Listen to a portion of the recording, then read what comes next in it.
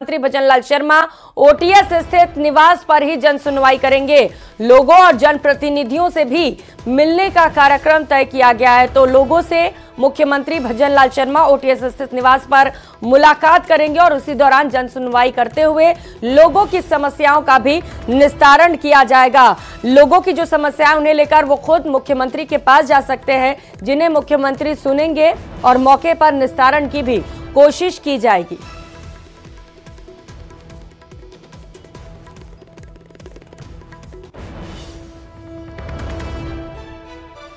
और बीकानेर से मिल रही बड़ी खबर का रुख करेंगे। शिक्षा मंत्री मदन दिलावर ने एक बार फिर से बड़ा बयान दिया है।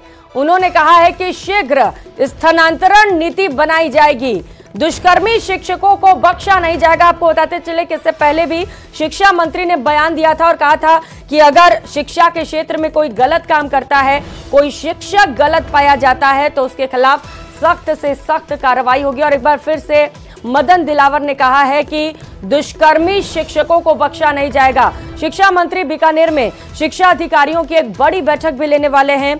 इसमें डीपीसी अधिशेष शिक्षकों को लेकर खास चर्चा की जाएगी। की जांच होती है, जांच में कई बार तथ्य नहीं मिल पाते, कई बार तथ्य मिलते हैं तो उसके आधार पर अग्रिम कार्रवाई होती है। हो सकता है ऐसे कुछ लोग हों, यदि कोई स्पेसिफिक शिकायत होगी तो उनकी पुनः जांच करा लेंगे। ठीक। और जयपुर से मिल रही बड़ी खबर का रुख करेंगे। बीजेपी में संगठनात्मक नियुक्तियों का दौर शुरू हो चुका है। प्रदेश के बाद अब जिलों और मंडलों में नियुक्तियां की जाएंगी। 7 मोर्चों, प्रकल्प प्रकोष्ठों में नियुक्तियां करने के निर्देश दिए गए हैं।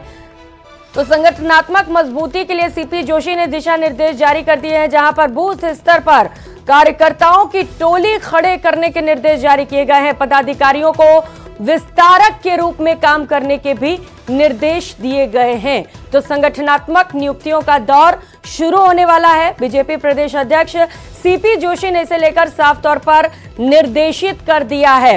लोकसभा चुनाव में अब बेहद कम वक्त बचा और उससे पहले सभी तैयारियां बीजेपी की ओर से की जा रही है। जहां पर एक और उम्मीदवारों की पहली सूची जारी कर दी गई है, तो वहीं अब नियुक्तियों का दौर भी शुरू होने वाला है। संगठनात्मक नियुक्तियां, जिससे कि पार्टी को मजबूती मिल सके। और जयपुर से मिल रही इस वक्त की सबसे बड़ी खबर का रुख करेंगे। सरकार के आदेश पर जलदाय प्रशासन के अधिकारी पीएचईडी में भ्रष्टाचारियों और प्रशासन के मजबूत गठजोड़ का बड़ा खुलासा हुआ है। मंत्री कन्हैया लाल ने भ्रष्ट अधिकारियों के निलंबन के आदेश दिए थे। दूधू जल जीवन मिशन में भ्रष्टाचार पर मंत्री ने सख्ती दिखाई। एमएलए प्रेमचंद बैरवा भी अधिकारियों की शिकायत इससे पहले ही कर चुके हैं। सरकार मंत्री के आदेश को पीएचईडी प्रशासन ने ताक पर रखा। मंत्री के आदेश के 7 दिन बाद भी दोषियों पर कोई कार्रवाई नहीं हुई। मंत्री के आदेश के बावजूद भी निलंबन के आदेश अब तक जारी नहीं किए गए हैं। सरकार के खिलाफ पहले भी कोर्ट में दोषी अधिकारी जा चुके थे। दोषी अधिकारियों के रवैये पर मंत्री ने गहरी नाराजगी जताई थी और निलंबन के आदेश भी जारी किए थे। सहयोगी राकेश शर्मा हमारे साथ जुड़ चुके हैं। राकेश, हफ्ते दिन का वक्त बीत गया, अब तक कोई कार्रवाई नहीं, क्या वजह मानी जाए इसके पीछे? बिल्कुल, देखिए, जिस तरीके से जलदाय मंत्री ने दूधू जल जीवन मिशन में अनियमितताओं की रिपोर्ट सामने आई थी और उस पर जो आरोपी अधिकारी थे, जिनके खिलाफ जांच समिति ने रिपोर्ट दाखिल की थी, जिनको आरोपी माना था, उन कार्यों में लापरवाही के लिए दोषी माना था, उन पर मंत्री ने सख्ती से बरतते हुए उनके तुरंत निलंबन के आदेश जारी किए थे, जिसमें अधिशासी अभियंता भगवान दास गालव, सहायक अभियंता और कनिष्ठ अभियंता, इनके निलंबन के आदेश जारी होने थे। इस मामले में उप मुख्यमंत्री प्रेमचंद बैरवा भी पहले भ्रष्टाचार की यहां पर शिकायतें कर चुके हैं, लेकिन एक हफ्ते गुजरने के बाद भी अभी तक फाइलें नहीं पहुंची हैं। इस मामले में हमने जो मुख्य अभियंता प्रशासन दिनेश गोयल, उनसे भी बात की थी, तो उनका कहना है कि हमारे पास अभी तक किसी तरह की कोई फाइल इससे संबंधित नहीं है, ना ही जलदाय प्रशासन के वरिष्ठ अधिकारियों के पास में। ऐसे में जब मंत्री ने सार्वजनिक तौर पर यह बात कहा था कि सभी अधिकारियों को हमने निलंबित कर दिया है, लेकिन अभी तक उनके निलंबन के आदेश नहीं हैं, ऐसे में ये साफ है कि जलदाय प्रशासन कहीं ना कहीं जो ऐसे भ्रष्टाचार के आरोपी अधिकारी हैं, उनको बचाने की कवायद में जुटा हुआ है। इसके पीछे कारण क्या है, ये जांच के बाद ही पता चल पाएगा। राकेश, यानी कि ब्यूरोक्रेसी हावी है, मंत्री क्या दोबारा इसे लेकर संज्ञान लेंगे? बात हुई है आपकी?